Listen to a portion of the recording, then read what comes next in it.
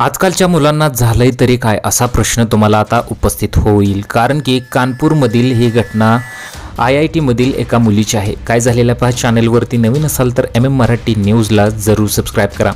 पोलिसांकडून मिळालेल्या माहितीनुसार प्रियंकाने मद्रास इन्स्टिट्यूट ऑफ टेक्नॉलॉजी इथं एमटेकचं शिक्षण घेतलं होतं। यामध्ये ती चांगल्या गुणांनी उत्तीर्ण झाली। तिला IIT मध्ये प्रवेश मिळाला होता।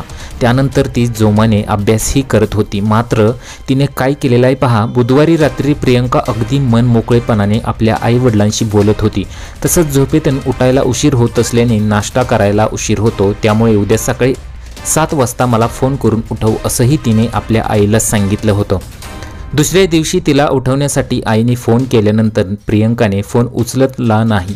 त्यामुळे आई-वडिलांनी IIT प्रशासनाला याबाबत सांगितलं।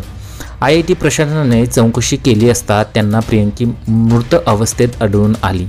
दरम्यान प्रियंकाने गळफास घेण्यासाठी ऑनलाईन 2 दोऱ्या मागवल्या होत्या अशीही माहिती पोलीस तपासात समोर आलेली आहे।